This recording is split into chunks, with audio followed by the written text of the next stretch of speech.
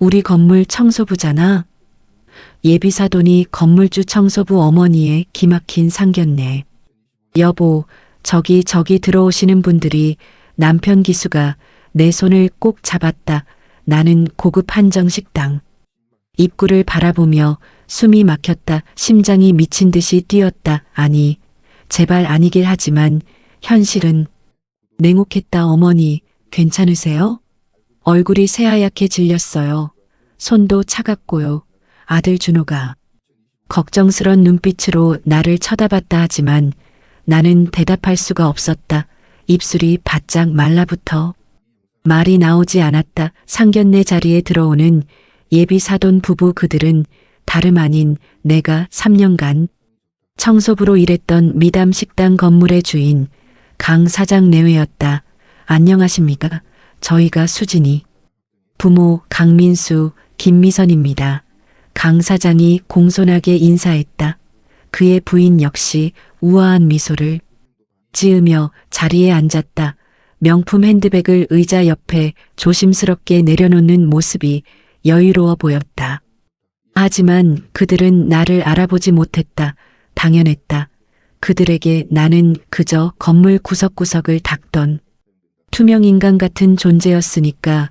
청소복에 고무장갑을 끼고 머리에 수건을 두른 모습과 지금 단정하게 차려입은 내 모습은 너무나 달랐다.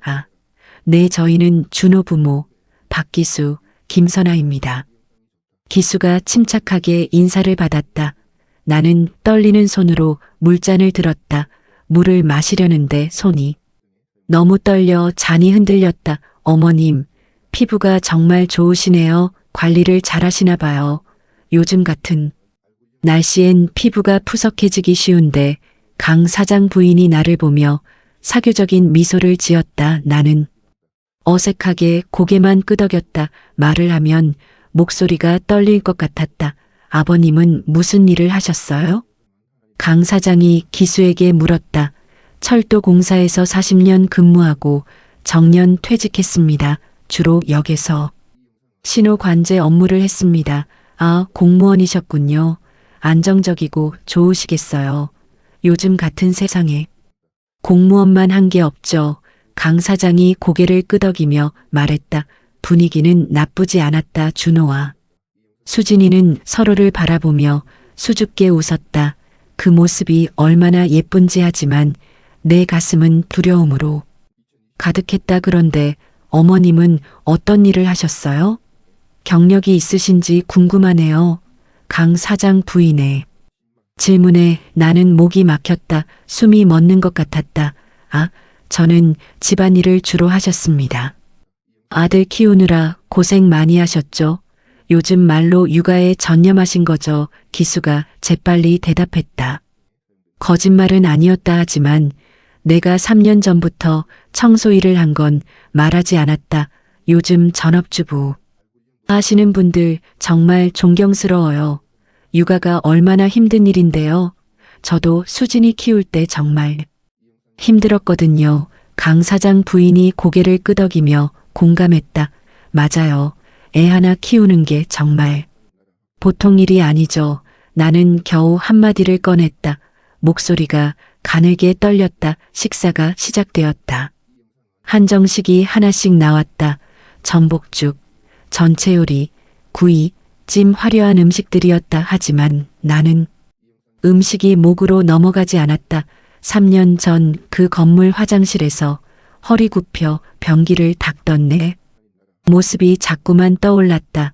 복도에서 걸레질하던 모습, 쓰레기통 비우던 모습, 그들이 지나갈 때마다 고개 숙이고 비켜서던 내 모습. 어머니, 괜찮으세요? 식은땀이 나시는데 어디 편찮으세요? 수진이가 걱정스럽게 물었다. 착한 아이였다. 그래서 더 마음이 아팠다.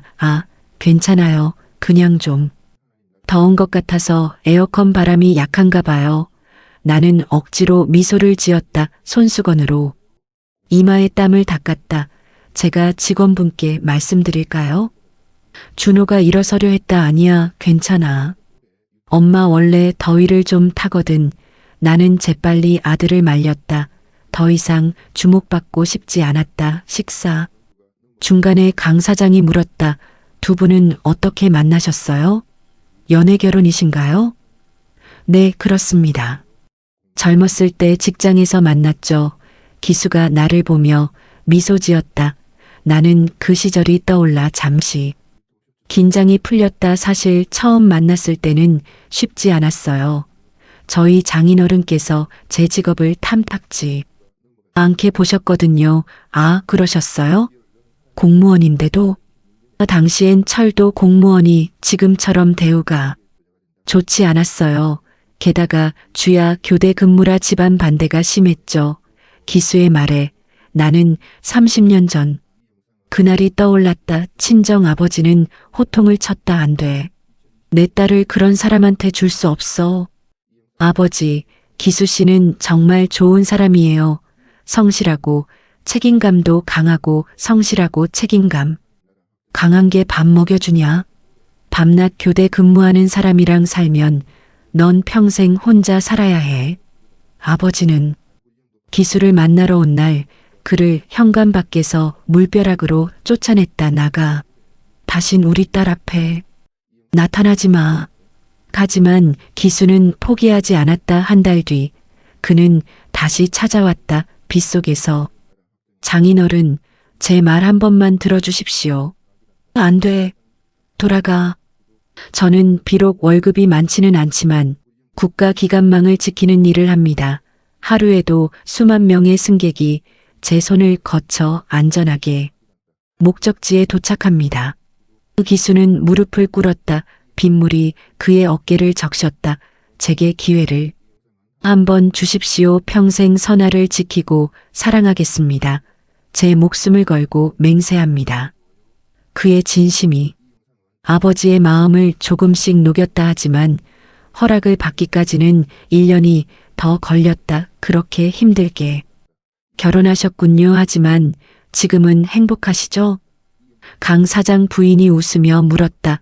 네, 덕분에 잘 살고 있습니다. 기수가 내 손을 잡았다. 나도 그의 손을 꼭 쥐었다. 3년 전 청소부가 되던 날로 돌아가 보면 나는 막막했다. 선아야, 준호대학 등록금이 턱없이 부족해 장학금 받았어도 모자라 대출 이자도 3개월째 밀렸고 기수는 정년퇴직 후 택시 운전을 하고 있었지만 수입은 불규칙했다. 나는 결심했다. 여보, 나도 일 좀 해볼까 해요. 당신이 환갑이 넘었는데 어디서 받아주겠어? 청소 일이라도 해야죠. 준호 졸업만 시키면 돼요. 그 애가 얼마나 열심히 공부하는데요. 하지만 당신 무릎도 안 좋잖아. 병원에서 관절염 조심하라고 했잖아. 괜찮아요. 약 먹으면서 하면 돼요. 우리 아들 대학 중퇴시킬 순 없잖아요. 나는 동네 구인. 광고를 뒤졌다. 하지만 60대를 받아주는 곳은 씨가 말랐다. 처음에는 그나마 깨끗한 일을 찾으려 애썼다. 동네 베이커리에 가서 설거지라도 하겠다고 했다. 사장님, 제가 설거지라도 좀. 어머님, 저희 주방이 좁아서요. 그리고 저희는 밤늦게까지 일해야 해서 젊은 사람도 힘들어해요. 거절당할 때마다 나는 가슴이 미어졌다. 평생 가족을 위해 헌신하며 살았는데 이제 와서 나는 쓸모없는 존재가 된 것 같았다. 무능함이 나를 짓눌렀다. 아들의 미래가 달린 문제였기에 자존심은 사치였다. 그러다 눈에 들어온 것이 미담 식당 건물 청소부 모집 공고였다. 60대도 지원 가능 새벽 근무 성실한 분. 나는 떨리는 손으로 전화를 걸었다. 면접 날 나는 제일 좋은 옷을 입고 갔다. 긴장했다. 나이가 많으신데 괜찮으시겠어요? 새벽 5시 출근이고 건물이 3층이라 계단 오르내리기가 만만치 않아요. 30대쯤 되어 보이는 젊은 관리인이 의아한 표정으로 물었다. 성실하게 일하겠습니다. 꼭 뽑아주세요. 제발 부탁드립니다. 나는 머리를 숙였다. 자존심이고 뭐고 없었다. 오직 준호 생각뿐이었다. 일단 한 달 써보고 결정하죠. 새벽 5시부터 오전 10시까지 주 6일입니다. 월급은 130만 원, 사대 보험은 안 돼요. 감사합니다. 정말 감사합니다. 열심히 하겠습니다. 나는 눈물이 날 것 같았다. 130만 원에 이렇게 감격하다니. 그렇게 나는 63세의 나이에 청소부가 되었다. 첫 출근 날 어둠이 채 가시지 않은 새벽 4시 40분 나는 낡은 운동화를 신고 집을 나섰다. 여보, 조심해서 다녀와요. 기수가 현관까지 나와 배웅했다. 그의 눈가가 붉어져 있었다. 걱정 마요. 청소일이 뭐 대수예요. 금방 익숙해질 거예요. 나는 밝게 웃으며 말했다. 하지만 계단을 내려가자마자 눈물이 흘렀다. 미담 식당 건물에 도착했을 때는 새벽 옷이 아직 어두웠고 겨울의 새벽 공기는 살을 애는 듯 차가웠다. 코끝이 시큰거렸고 뼈속까지 냉기가 스미는 것 같았다. 새로 오신 분이시죠? 저는 김영자예요. 여기 2층 화장실 청소 담당이에요. 영자 언니라고 불러요. 50대 중반쯤 돼요. 보이는 여자가 반갑게 인사했다. 억센 손으로 내 손을 꼭 쥐었다. 네, 저는 김선아예요. 잘 부탁드려요, 할머니. 1층 식당 홀이랑 주방 그리고 건물 외부 청소 담당이에요. 일이 많지만 우리 할머니는 복도 담당까지 맡아야 해서 일 더 많아요. 전에 하던 아줌마가 도망갔거든. 힘내세요. 처음엔 다 힘들어요. 영자 언니는 덤덤하게 말했지만 내 어깨가 무거워지는 것을 느꼈다. 영자 언니, 혹시 저 건물 주인분들은 어떠세요? 까다로우신가요? 나는 조심스럽게 물었다. 아이고, 그강 사장 내외 까다로운 걸로 소문났죠. 특히 사모님 먼지 한 톨이라도 보이면 난리가 나요. 청소하시는 분들 사람 취급도 안 하고 그냥 그림자처럼 지내야 해요. 건물주 부부는 보통 8시쯤 오니까 그 전에 끝내면 되는데 사모님은 가끔 일찍 올 때도 있으니 조심해요. 나는 고무장갑을 끼고 걸레를 들었다. 손이 떨렸다. 평생 내 집안일만 하다가 이제 남의 집 바닥을 닦는다는 게 서러웠다. 청소 도구함을 열었다. 각종 세제, 걸레, 솔, 쓰레받기 낯선 도구들이었다. 그 중에는 독한 냄새가 나는 락스도 있었다. 나는 3층 복도로 올라가 청소를 시작했다. 3층부터 내려와야 했으니까 산업용 대형 마포 자루는 생각보다 훨씬 무거웠다. 물을 묻히니 무게가 2배로 느껴졌다. 마포 자루를 밀 때마다 허리에서 억 소리가 났다. 관절염이 있던 무릎도 시큰거렸다. 마치 뼈와 뼈가 부딪히는 소리가 들리는 것 같았다. 특히 화장실 청소 락스를 푼 물을 이용해 변기 안쪽을 닦는데 고무장갑 위로도 독한 세제 냄새가 스며들어 폐가 아팠다. 집에서 쓰던 부드러운 중성 세제와는 달랐다. 싸구려 고무장갑을 끼고 일했지만 1시간 만에 손이 빨갛게 부어오르고 피부가 따끔거렸다. 평생 부어길만 해서 곱던 손이 단 하루 만에 거칠게 변해버렸다. 괜찮아. 준호 때문이야. 조금만 참자. 우리 아들 대학 졸업하면 좋은 직장 잡을 거야. 나는 스스로를 다독이며 걸레질을 계속했다. 넓은 홀 바닥을 닦는데 허리가 아파왔다. 30분도 안 돼서 땀이 비 오듯 흘렀다. 아무도 없는 새벽, 텅 빈 건물에서 나는 땀과 눈물을 섞어 바닥을 닦았다. 그런데 그날 오전 8시쯤 잘 차려입은 중년 부부가 식당으로 들어왔다. 그들이 강 사장 부부라는 것을 영자 언니에게 전해 들었다. 오늘 아침 회의 어땠어? 괜찮았어. 다음 분기 매출 목표 세웠으니 직원들한테 독려해야지. 임대료 인상건도 검토해봐야겠어.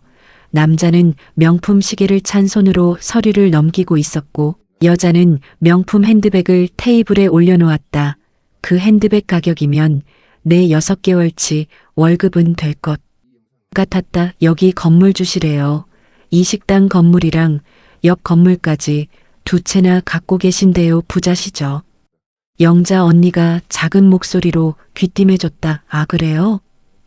나는 고개만 끄덕이고 조용히 복도 청소를 계속했다. 그들이 지나가는데 혹시라도 내가 흘린 물기나 더러운 걸레 냄새가 그들에게 불쾌감을 줄까봐 숨을 참고 벽 쪽으로 바싹 붙었다. 그들은 나를 보지도 않았다. 당연했다. 나는 그저 배경 같은 존재였으니까 공기처럼 그들의 우아한 세계에는 나 같은 낡은 청소부의 모습은 존재하지 않았다. 일주일쯤 지났을 때 나는 2층 복도를 청소하고 있었다. 걸레질을 하다가 물통을 잘못 건드렸다. 물이 복도에 쏟아졌다. 아이고, 이를 어쩌나. 나는 재빨리 물을 닦기 시작했다. 그런데 그때였다. 야, 여기 물 흘렸잖아. 누가 넘어지면 어떡하려고. 여기 우리 귀한 손님들 오시는 곳이에요.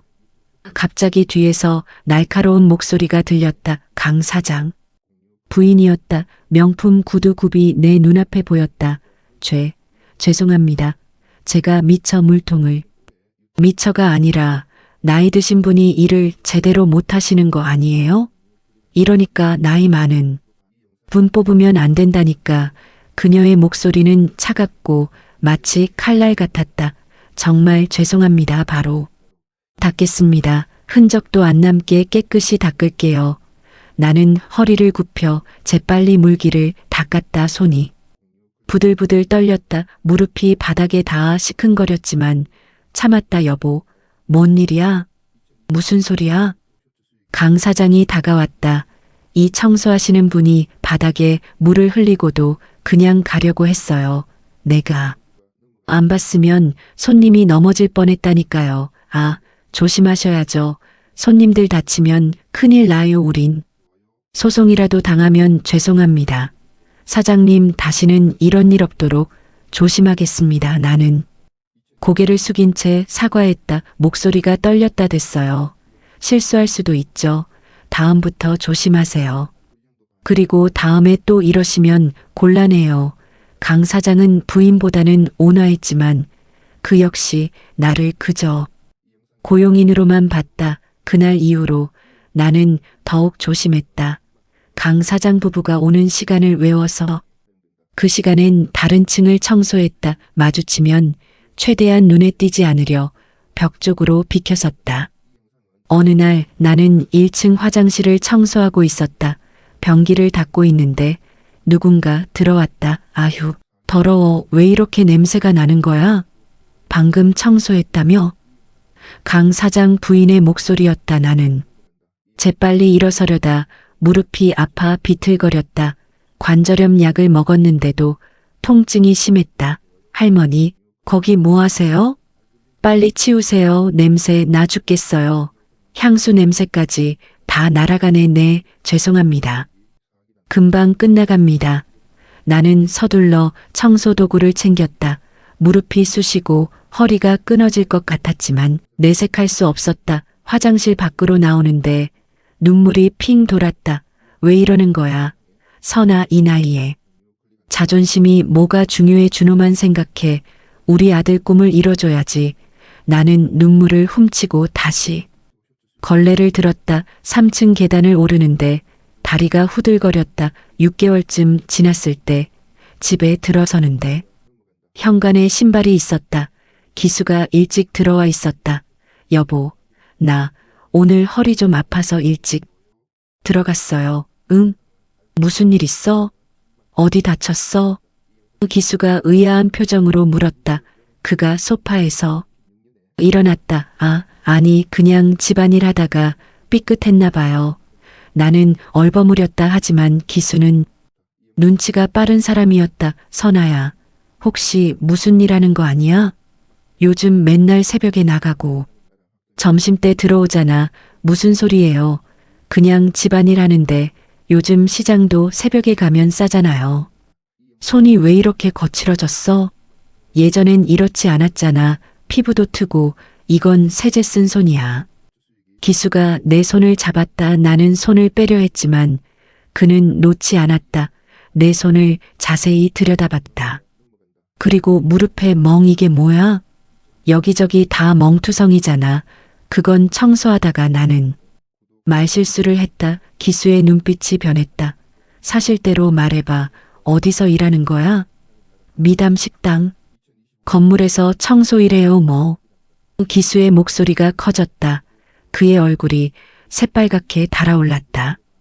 당신이 청소를? 환갑 넘은 나이에? 그것도 몰래? 준호 등록금이랑 생활비 때문에 나도 뭐라도 해야 할 것 같아서 당신 택시 수입만으론 부족하잖아요. 그럼 나한테 얘기를 하지. 왜 혼자 결정해? 왜 나한테 말을 안 해? 기수는 화가 났다 하지만 나는 알고 있었다. 그의 화 뒤에 숨은 미안함과 자책을 말하면 당신이 반대할 거 알았어요. 그리고 당신 마음 아플까봐 내 마음은 생각 안 해? 내 아내가 남의 건물 청소하는 걸 내가 모르고 있었다는 게 얼마나 부끄러운 일인지 알아? 여보, 우리 같이 버티는 거예요. 조금만 더 힘내요. 준호 1년만 있으면 졸업이에요. 나는 그의 손을 꼭 잡았다. 그의 손도 내 손만큼이나 거칠었다. 택시 핸들을 잡느라 굳은 살이 박힌 손. 선아야, 미안해. 내가 무능해서 40년을 일했는데 노후 준비도 제대로 못하고 무슨 소리예요. 당신은 40년간 국가를 위해 일했잖아요. 이제 조금만 더 버티면 준호가 취직할 거예요. 우리 아들 똑똑하잖아요. 그날 밤 기수는 한숨도 자지 못했다. 나는 그의 한숨 소리를 들으며 가슴이 아팠다. 이불을 걷어차는 소리, 뒤척이는 소리가 밤새 들렸다. 새벽 4시. 내가 일어나 나갈 준비를 하는데 기수가 벌떡 일어났다. 나도 같이 갈게. 당신 출근하는 데까지 바래다 줄게. 괜찮아요. 더 주무세요. 아니, 같이 갈 거야. 그날부터 기수는 매일 새벽 나를 바래다 줬다. 그리고 퇴근 시간에 맞춰 데리러 왔다. 청소 일을 한 지 2년째 되던 어느 날, 어머, 여기 이렇게 더러우면 어떡해요? 손님들이 보면 우리 건물 이미지가 어떻게 돼요? 강 사장 부인이 식당 화장실을 가리키며 소리쳤다. 그날따라 그녀는 기분이 좋지 않아 보였다. 죄송합니다. 제가 다시가 아니라 처음부터 제대로 하세요. 나이 드시면 눈이 어두워지나 봐요. 이런 거 하나 제대로 못 보시네. 그녀의 말에 주변에 있던 식당 직원들이 웃음을 터뜨렸다. 나는 얼굴이 화끈거렸다. 정말 죄송합니다. 나는 고개를 깊이 숙였다. 됐어요. 그냥 빨리 처리하세요. 우리 귀한 손님들 오시기 전에. 그녀는 코웃음을 치며 돌아섰다. 고급 향수 냄새가 진동했다. 화장실로 들어간 나는 변기 앞에 무릎을 꿇었다. 눈물이 뚝뚝 떨어졌다. 변기물에 눈물이 섞였다. 참자. 선아, 조금만 더 참자. 준호 취직하면 그만둘 수 있어. 나는 눈물을 닦고 소를 들었다. 더 세게, 더 깨끗이 닦았다. 또 다른 날 나는 복도에서 강 사장과 마주쳤다. 청소하시는 분, 오늘 우리 중요한 손님들 오시는데 특별히 신경 써주세요. VIP 손님들이라 까다로워요. 네, 사장님 그렇게 하겠습니다. 그리고 나이 드셔서 힘드시면 솔직히 말씀하세요. 젊은 사람으로 교체할 수도 있으니까 우리도 건물 이미지가 있어서요. 그의 말은 배려처럼 들렸지만 내게는 언제든 잘릴 수 있다는 위협이었다. 아닙니다. 저 아직 건강합니다. 열심히 하겠습니다. 그래요. 그럼 계속 잘 부탁드립니다. 급여일은 꼬박꼬박 지키니까 성실히 해주세요. 나는 그날도 새벽부터 온 건물을 닦고 또 닦았다. 무릎은 쑤시고 허리는 끊어질 것 같았지만 절대 표정에 내색하지 않았다. 그렇게 힘든 시간을 보내던 어느 날 준호가 집에 와서 말했다. 엄마, 아빠, 제가 여자친구가 생겼어요. 정말? 우리 아들이 드디어. 어떤 애야? 나는 기쁨에 손뼉을 쳤다. 피곤이 싹 가시는 것 같았다. 어떤 애야? 어디서 만났어? 예쁘냐? 기수도 환한 표정으로 물었다. 회사 동기예요. 같은 부서는 아니고 마케팅팀이래요. 정말 좋은 사람이에요. 똑똑하고 착하고 나중에 소개해 드릴게요. 준호의 얼굴이 붉어졌다. 28총각이 첫사랑이라도 한 듯 수줍어했다.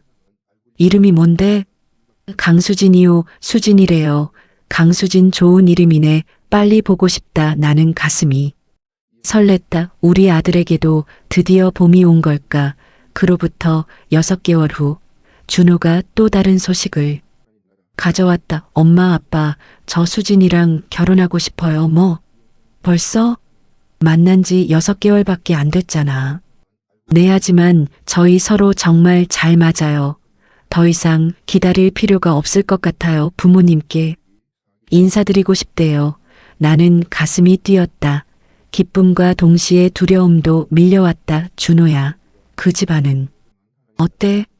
부모님은 뭐 하시는 분들이야? 아버지가 사업하시고 어머니는 전업주부세요. 괜찮은 집안이에요. 수진이 말로는 부모님이 좋으신 분들이래요. 그럼 상견례는 언제 할 거야? 다음 달에 하면 어떨까요? 제가 좋은 한정식당 예약할게요. 제가 다 준비할게요. 나는 설렘과 불안이 교차했다. 과연 우리 같은 평범한 집안이 상대 집안과 잘 맞을까? 혹시 우리 형편을 알면 무시하진 않을까? 그날 밤 나는 기수에게 말했다. 여보, 상견례 전까지 청소일 그만둘까요? 만약이라도 들키면 큰일 아니에요? 선아야, 숨기는 게 더 안 좋아. 언젠간 들통날 텐데. 그래도 첫인상이 중요하잖아요. 고민 끝에 나는 결정했다. 상견례 한 달 전에 일을 그만뒀다. 관리인에게 거짓말을 했다. 제가 허리가 많이 안 좋아져서요. 병원에서 쉬라고 해서. 아, 그래요? 그동안 고생하셨어요. 월급 정산해 드릴게요. 3년간의 청소 생활이 그렇게 끝났다. 마지막 날 건물을 나서는데 뒤돌아보니 눈물이 났다. 서러움과 안도감이 교차했다. 상견례를 앞두고 나는 유난히 신경을 많이 썼다. 여보, 내가 뭘 입어야 할까요? 너무 초라해. 보이면 안 되는데 백화점 가서 새 옷 살까요? 선아야, 당신은 뭘 입어도 예뻐요. 걱정 마요. 그 옷 입어. 작년에 산 거. 기수는 내 손을 잡았다. 그래도 혹시 그 집안이 우릴 무시하면 어떡해요? 준호 말로는 사업하신다는데 무시하면 우리도 안 하면 되지. 준호 행복이 제일 중요한 거야. 진짜 좋은 사람들이면 우리 형편 같은 거 안 따질 거야. 나는 고개를 끄덕였지만 불안은 가시지 않았다. 상견례 당일 나는 새벽부터 일어나 머리를 만지고 옷을 갈아입었다. 옷을 3번이나 바꿔 입었다. 엄마 예쁘세요. 걱정하지 마세요. 수진이 부모님 좋은 분들이래요. 준호가 미소 지었다. 그래, 우리 아들 덕분에 엄마가 힘이 나네. 우리는 한정식당으로 출발했다.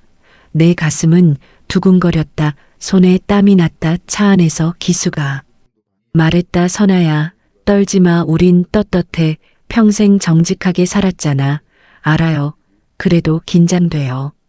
그리고 식당 문이 열렸을 때 나는 그들을 봤다. 3년간 내가 청소부로 일했던 건물의 주인 강 사장 내외였다. 세상이 무너지는 것 같았다. 상견례는 순조롭게 진행됐다. 하지만 나는 내내 긴장의 끈을 놓을 수 없었다.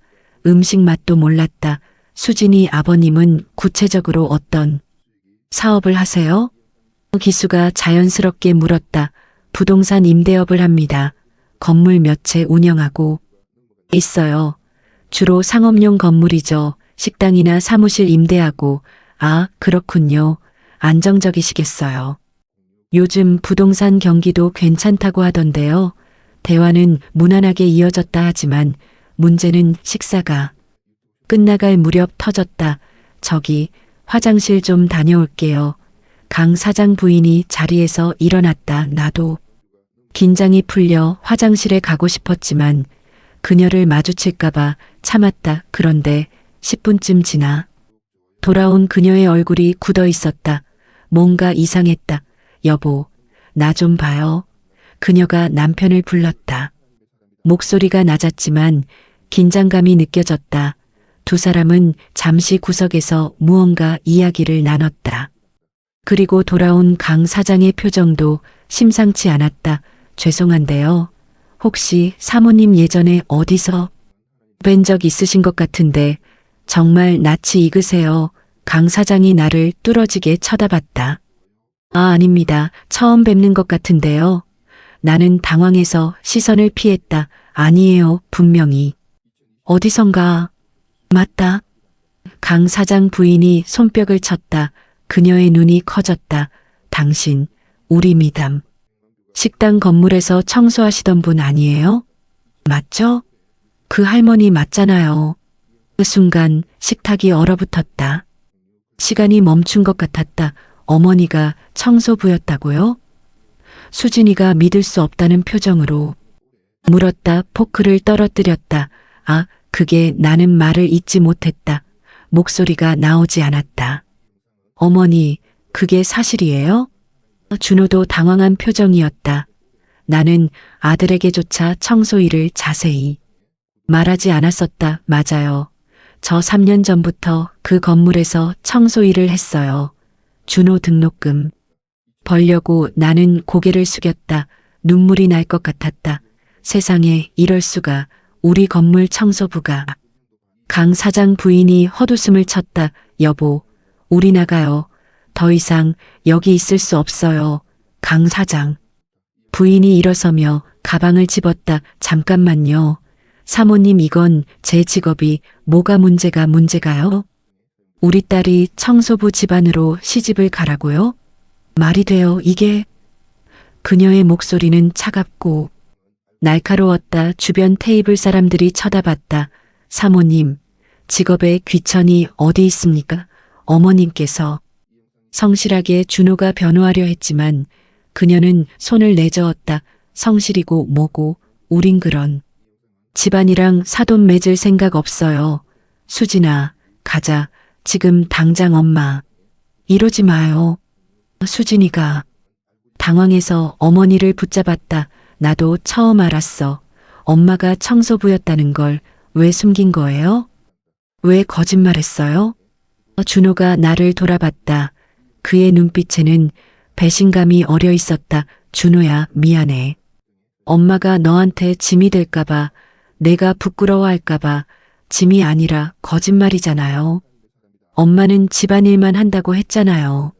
3년 동안 나한테 거짓말한 거예요. 준호의 목소리가 높아졌다. 그의 얼굴이 붉어졌다. 준호야, 엄마한테 그렇게 말하지 마라. 기수가 나섰다. 아빠는 알고 계셨어요? 응, 아빠는 알고 있었다. 하지만 엄마의 마음을 존중했어. 존중이요? 이게 존중이에요? 우린 완전히 속은 거잖아요. 수진이 눈물이 그녀의 뺨을 타고 흘렀다. 수진아, 미안해. 이모가 일부러 숨긴 건 아니고, 이모가 아니라 어머님이라고 해야죠. 아, 이제는 어머님도 아니네요. 우리 결혼 안 할 테니까 못하겠어요. 이런 집안이랑. 수진이 말에 나는 가슴이 무너지는 것 같았다.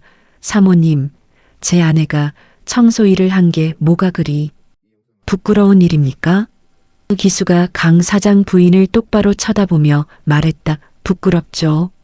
우리 집안은 대대로 사업가 집안이에요. 할아버지 때부터 3대째요. 청소부 집안이랑 사돈을 맺으면 체면이 어떻게 돼요? 친척들이 뭐라고 하겠어요? 체면이요? 체면이 사람 목숨보다 중요합니까? 기수의 목소리가 갑자기 낮고 무겁게 깔렸다. 뭐라고요? 무슨 말씀이세요? 강 사장이 의아한 표정으로 물었다. 당신들 20년 전을 기억하십니까? 기수가 천천히 입을 열었다. 그의 목소리는 떨렸지만 힘이 있었다. 20년 전이요? 무슨 소리예요? 강 사장이 어리둥절해했다. 1995년 7월 23일 경부선 수원역 토요일 밤 9시 47분 기수의 말에 강 사장의 얼굴이 하얗게 질렸다. 그가 의자를 잡았다. 그게 그날 당신 가족이 내게 목숨을 구해달라고 살려달라고 울부짖던 거 기억 안 나십니까? 기수의 목소리가 떨렸다. 나는 순간 이해가 됐다. 남편이 평생 입에 담지 않았던 그 사건, 그가 발목 골절상으로 2개월 입원했던 그 사건. 여보, 그 이야기는 아니요. 선아, 이제 말해야 할 때가 됐어. 더 이상 숨길 수 없어. 기수는 강 사장 부부를 똑바로 쳐다봤다. 20년 전 나는 수원역에서 신호수로 근무하고 있었습니다. 그날은 폭우가 쏟아지던 토요일 밤이었어요. 기수의 회상이 시작됐다. 야간 근무 중이었는데 오후 9시 40분쯤 갑자기 무전기에서 긴급 호출이 들려왔습니다. 화물열차가 엔진 고장으로 이번 선로에 멈춰 섰다는 거였어요. 그게 나랑 무슨 상관이야. 들으시오. 끝까지 들으시오. 기수의 호통에 강 사장이 입을 다물었다. 문제는 5분 후인 9시 47분의 승객 300명을 가득 실은 새마을호가 바로 그 이번 선로로 들어온다는 거였어요. 시속 150km로 달려오는 새마을호가 정지한 화물열차를 미처 피하지 못하면 대형 참사가 날 상황이었죠. 준호와 수진이도 숨을 죽이고 들었다. 식당이 조용해졌다. 나는 미친 듯이 뛰었습니다. 선로 전환기까지 200m 폭우 속에서 지늘길을 달렸죠. 빗물이 얼굴을 때렸고 시야가 하나도 보이지 않았어요. 그런데 선로 옆 도로에 차 한 대가 고장나서 멈춰 있었어요. 비를 맞으며 차를 고치려던 사람들이 있었는데 기수가 강 사장을 가리켰다. 바로 당신 가족이었습니다. 부부와 당시 초등학교 1학년이던 딸 강 사장 부인이 손으로 입을 막았다. 그녀의 손이 떨렸다. 당신 가족은 선로 바로 옆 위험구역 30m 안에 있었어요. 화물열차는 비록 멈춰 섰지만 만약 새마을호가 시속 150km로 그걸 들이받으면 탈선해서 당신 차까지 덮칠 수 있는 거리였죠. 강 사장의 손이 떨리기 시작했다. 물잔이 흔들렸다. 나는 소리쳤습니다. 거기 비키세요. 위험합니다.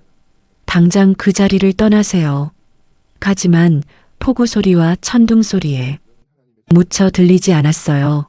선로 전환까지 남은 시간 4분 30초. 나는 선택해야 했어요. 기수가 잠시 말을 멈췄다. 그의 눈에 눈물이 고였다. 전환기로 달려가서 열차 300명을 구할 것인가? 아니면 당신 가족 3명을 먼저 피신시킬 것인가? 당시 규정대로라면 나는 전환기로 달려가야 했습니다. 다수를 구하는 게 우선이니까요. 하지만 기수의 목소리가 떨렸다. 나는 당신들에게 달려갔습니다. 남자 1명, 여자 1명, 그리고 노란 우비를 입은 어린 딸 강 사장 부인이 흐느끼기 시작했다. 수진이가 그날 입었던 옷이 바로 노란 우비였다. 당신들을 억지로 끌어서 안전지대로 옮기는데 1분 20초가 걸렸어요. 당신은 차를 놔두고 갈 수 없다고 버텼고 부인은 가방을 챙기려 했어요. 하지만 나는 당신들을 질질 끌었습니다. 당신 딸이 울부짖었죠. 무서워요. 엄마, 차가 왜 저래요? 하고 강 사장이 의자에서 일어섰다. 그의 다리가 후들거려 다시 앉았다. 그리고 나는 다시 전환기로 뛰었습니다. 남은 시간 3분 10초, 200m 거리. 준호가 아버지를 바라봤다. 그의 눈에도 눈물이 맺혔다. 숨이 끊어질 것 같았지만 포기할 수 없었어요. 승객 300명, 그중엔 갓난아기부터 노인까지 모두가 가족의 품으로 가고 있었으니까요. 전환기에 도착했을 때 정확히 1분 10초가 남아 있었습니다. 나는 온 힘을 다해 레버를 당겼어요.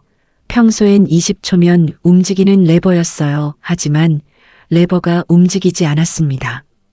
빗물과 오랜 시간 흐른 녹 때문에 굳어 있었던 거예요. 식탁의 모든 사람이 숨을 죽였다. 주변 테이블 사람들도 우리를 쳐다봤다.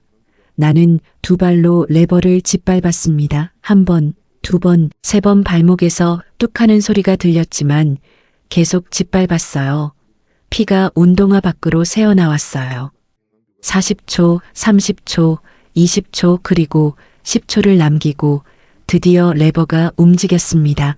철컥 소리와 함께 기수는 잠시 말을 멈추고 물을 마셨다. 손이 떨렸다. 새마을호는 안전하게 3번 선로로 빠져나갔어요. 승객 300명은 무사했고 당신 가족도 무사했죠. 그날 나는 발목 골절상과 인대 파열로 2개월간 입원했습니다. 그리고 평생 비 오는 날이면 발목이 쑤십니다. 강 사장이 벌떡 일어섰다. 그리고 기수에게 다가가 무릎을 꿇었다. 당신이 그때 그 신호수. 그렇습니다. 당신은 그날 병원에 찾아와 내 손을 잡으며 은인이십니다. 평생 잊지 않겠습니다. 제 목숨의 은인이십니다라고 말했어요. 기억나십니까? 강 사장의 얼굴이 창백해졌다. 그는 고개를 떨구었다 하지만 이야기는 거기서 끝이 아닙니다. 기수의 말에 모두가 다시 집중했다. 10년 후 2005년 11월 8일 화요일 오후 4시 30분 나는 또 당신 가족을 만났습니다. 뭐라고요? 10년 후에도? 강 사장이 눈을 크게 떴다. 당신은 기억 못하시겠죠. 하지만 나는 기억합니다. 그날을 평생 잊을 수 없어요. 기수는 주머니에서 오래된 사진 한 장을 꺼냈다. 신문 스크랩이었다. 누렇게 바랜 2005년 11월. 당신 딸 수진이가 초등학교 4학년 때였죠. 학교에서 돌아오다 유괴범을 만났습니다.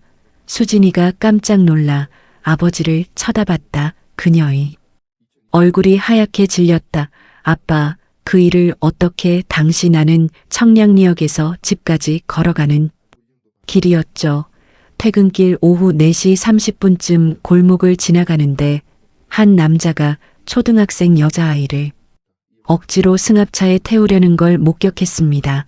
아이는 울며 저항했고 남자는 아이 입을 막고 있었어요. 강 사장 부인이 숨을 헐떡이기 시작했다. 그녀는 그날을 기억하고 있었다. 나는 거기 뭐 하는 거요? 하고 소리치며 뛰어갔습니다. 남자는 30대 중반쯤, 나보다 훨씬 젊었어요. 하지만 나는 40년 철도 현장에서 단련된 몸이었죠. 남자의 팔을 비틀고 목을 조르고 제압했습니다. 격투는 5분쯤 걸렸어요. 경찰이 도착했고 남자를 경찰에 넘겼습니다. 그 남자는 전국에서 아동 연쇄 유괴를 저지른 범인이었어요. 이미 3명의 아이를 유괴해서 몸값을 받아낸 전과가 있었죠. 기수가 신문 스크랩을 테이블에 놓았다. 철도 직원, 유괴범 검거 제목이 보였다. 그 아이가 바로 당신 딸 수진이었습니다. 수진이가 눈물을 흘리기 시작했다. 그녀는 그날을 기억했다. 악몽처럼 따라다니던 그날을. 하지만 당신들은 그날 내 얼굴을 제대로 보지 못했어요. 골목이 어두웠고 급한 상황이었으니까요. 경찰서에서 잠깐 조서받을 때도 당신들은 수진이 때문에 정신이 없었죠. 나는 조서 끝나고 조용히 나왔어요. 게다가 그때 나는 20년 전보다 나이가 들었고 안경도 쓰고 있었어요. 당신들이 알아볼 리 없었죠. 강 사장이 바닥에 주저앉았다. 그는 머리를 감싸 쥐었다. 2번입니다. 내가 당신 가족을 2번 구했어요. 한 번은 가족 3명 모두를, 한 번은 당신의 딸을 기수의 목소리가 높아졌다. 그런 당신이 지금 내 아내를 청소부라는 이유로 무시하고 내 아들에게서 사랑하는 사람을 빼앗으려 하는 겁니까? 기수의 목소리가 식당에 울렸다. 제가 뭘 저는 몰랐습니다. 정말 몰랐어요. 강 사장이 말을 더듬었다. 그의 눈에서 눈물이 흘렀다. 직업이 뭐가 중요합니까? 내 아내는 가족을 위해 63세의 나이에 무릎 꿇고 변기를 닦았어요. 새벽 5시에 남의 건물 청소하며 자존심 버리고 모욕을 참아가며 아들 대학 보냈습니다. 기수의 눈에서 눈물이 흘렀다. 당신 건물에서 3년간 청소하면서 얼마나 많은 무시와 모욕을 견뎠는지 아십니까? 나이 들어서 눈이 어둡다. 제대로 못한다. 냄새난다. 그런 말들을 매일 들으면서도 웃으며 이랬어요. 나는 더 이상 참을 수 없어 울음을 터뜨렸다. 준호가 내 어깨를 안았다. 엄마. 미안해요. 제가 엄마한테 너무했어요. 그런 사람을 당신이 무시할 자격이 있습니까? 2번이나 목숨 구해준 사람한테 이게 보답하는 방식입니까? 강 사장 부인이 바닥에 주저앉으며 울기 시작했다. 죄송합니다. 정말 죄송합니다. 제가 얼마나 큰 죄를 지었는지. 그녀는 내게 기어오듯 다가왔다. 어머님, 제가 지난 3년간 어머님을 어떻게 대했는지 생각하면 제가 짐승만도 못한 인간이었어요. 나는 손을 내밀어 그녀를 일으켰다. 괜찮아요. 저도 숨긴 제 잘못이 있어요. 아닙니다. 어머님은 잘못이 없으세요. 제가 사람을 직업으로 판단하고 돈으로 판단한 제가 잘못입니다. 그녀는 내 손을 꼭 잡았다. 그녀의 손은 내 손보다 훨씬 부드러웠지만 지금은 떨리고 있었다. 강 사장도 무릎을 꿇고 기수에게 다가왔다. 은희님, 아니 사돈 어른님, 용서해 주십시오. 제가 2번이나 목숨을 구해주신 은인을 알아보지 못하고 그 은인의 아내를 무시했습니다. 저는 정말 사람이 아닙니다. 제 목숨을 구해준 분의 아내가 제 건물에서 청소하시는 걸 모르고, 아니 알았다 해도 알아볼 생각도 안 했을 겁니다. 준호와 수진이는 서로를 껴안고 울었다. 아빠, 저 몰랐어요. 아빠가 그런 영웅이신 줄, 아빠가 이렇게 대단한 분이신 줄. 준호가 아버지께 달려가 안겼다. 우리 아버님이 제 목숨의 은인이셨다니. 2번씩이나 저는 정말 몰랐어요. 수진이도 기수에게 절을 했다. 그녀는 바닥에 엎드려 울었다. 식당을 나온 후 우리는 근처 공원 벤치에 앉았다. 강 사장 가족도 따라왔다. 사돈 어른님, 제가 어떻게 하면 용서를 받을 수 있을까요? 강 사장이 물었다. 용서는 이미 했습니다. 다만 앞으로 사람을 대할 때 겉모습이 아니라 마음을 보십시오. 기수가 조용히 말했다. 제가 어머님께 진심으로 사과드리고 싶습니다. 강 사장 부인이 내 앞에 무릎을 꿇었다. 일어나세요. 이러지 마세요. 아닙니다. 제가 3년간 어머님을 어떻게 대했는지, 화장실에서, 복도에서 매일 모욕을 주고, 그걸 생각하면 제 자신이 너무 부끄럽습니다. 다 지난 일이에요. 이제 우리 아이들 행복하게 해주는 게 중요하죠. 나는 그녀를 일으켰다. 어머님, 제가 약속드립니다. 수진이가 준호를 평생 행복하게 해주겠습니다. 그리고 저희 부부가 2분께 평생 은혜를 갚겠습니다. 그리고 어머님, 이제부터 청소는 절대 하지 마세요. 제가 가사 도우미를 보내드리겠습니다. 아니에요. 그건 아닙니다. 제발 받아주세요. 이게 제가 할 수 있는 최소한의 속죄입니다. 그날 밤 집에 돌아온 나는 기수의 손을 잡았다. 여보, 오늘 당신 정말 멋있었어요. 뭐가?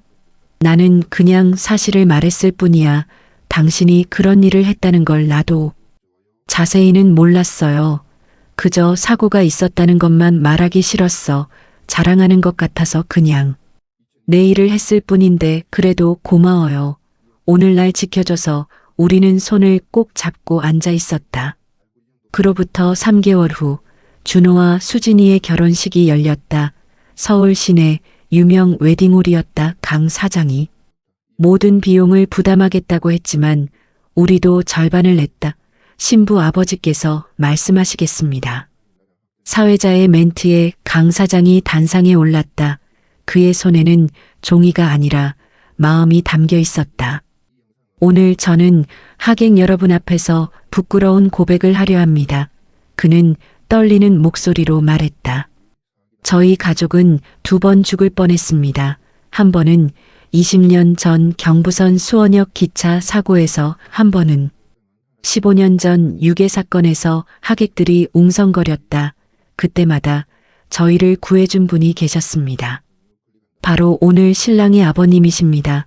박수가 터져나왔다. 하객들이 기수를 쳐다봤다. 하지만 저는 그 은혜를 잊고 살았습니다. 아니, 일부러 잊으려 했는지도 모릅니다. 편하게 살고 싶어서.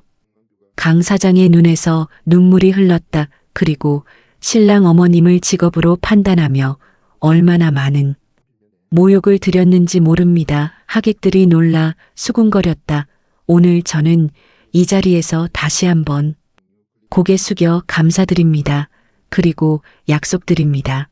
이 2아이가 행복하게 살 수 있도록 제가 가진 모든 것을 다하겠습니다. 그는 단상에서 내려와 우리에게 깊이 절했다. 신부가 편지를 읽을 순서가 되었다. 아버님, 어머님 저를 낳아주시고 여기까지 키워주셔서 감사합니다. 수진이의 목소리가 떨렸다. 그리고 이제 제게는 또 다른 아버님, 어머님이 생겼습니다. 그녀는 우리를 바라봤다. 아버님은 저와 제 가족을 2번이나 살려주셨습니다. 만약 아버님이 아니었다면 저는 이 세상에 없었을 겁니다. 그 은혜를 평생 잊지 않겠습니다. 어머님은 저에게 진짜 희생이 무엇인지 보여주셨습니다. 가족을 위해 자존심을 버리고 무릎 꿇고 그래도 웃음을 잃지 않으신 분. 저는 어릴 때 우리 집이 부자라는 걸 자랑스러워했습니다. 하지만 이제 알았습니다.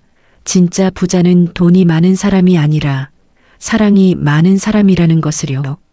수진이가 단상에서 내려와 내게 걸어왔다. 그녀는 꽃다발과 함께 편지 한 통을 더 건넸다. 어머님, 이건 제가 어머님께 드리는 개인적인 편지예요. 나중에 읽어주세요. 나는 수진이를 꼭 안아주었다. 2사람 모두 눈물로 범벅이 되었다. 어머님, 제가 앞으로 평생 효도하겠습니다. 청소는 제가 다 할게요. 어머님은 이제 편히 쉬세요. 손주들 봐주시기만 하세요. 식이 끝나고 돌아오는 길 기수가 내 손을 잡았다. 선아야, 고생 많았어. 정말 고생 많았어. 무슨 소리예요? 당신이 더 고생했죠. 40년간 묵묵히 자리 지키고 우리 참 지랄맞게 살았지? 가난하게 힘들게 그래도 행복했잖아요. 준호도 장가갔고 이제 손주 볼 일만 남았어요. 그러게 이제 우리 좀 쉬자. 그럼요. 이제 당신이랑 여행이나 다니면서 놀아요.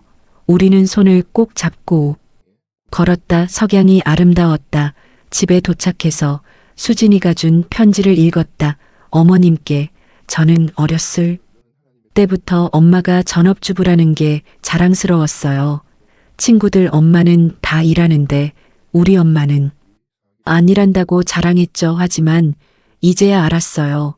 일하지 않는 게 아니라 일할 필요가 없어서였다는 걸, 돈이 많아서였다는 걸. 어머님은 돈이 없어도 일하셨어요. 63세의 나이에 무릎도 아픈데 아들을 위해서 저는 어머님께 배웠어요. 진짜 사랑이 뭔지. 앞으로 준호 오빠를 어머님처럼 사랑하겠습니다. 힘들 때 함께 버티고 아플 때 함께 울고 기쁠 때 함께 웃겠습니다. 그리고 어머님께 약속드립니다. 제가 평생 효도하겠습니다. 사랑하는 딸 수진올림. 나는 편지를 읽으며 울었다. 행복한 눈물이었다. 여러분, 긴 이야기 끝까지 들어주셔서 감사합니다. 오늘 이야기는 여기까지입니다. 직업에는 귀천이 없습니다. 중요한 건 그 사람의 마음과 행동이죠. 선아 씨처럼 가족을 위해 희생하는 분들, 기수 씨처럼 묵묵히 자기 자리를 지키는 분들이야말로 진정한 영웅입니다. 오늘 이야기가 여러분 가슴에 작은 울림이라도 남았다면 좋아요와 구독 부탁드립니다. 다음에 더 감동적인 사연으로 찾아뵙겠습니다. 오늘도 행복하세요. 감사합니다.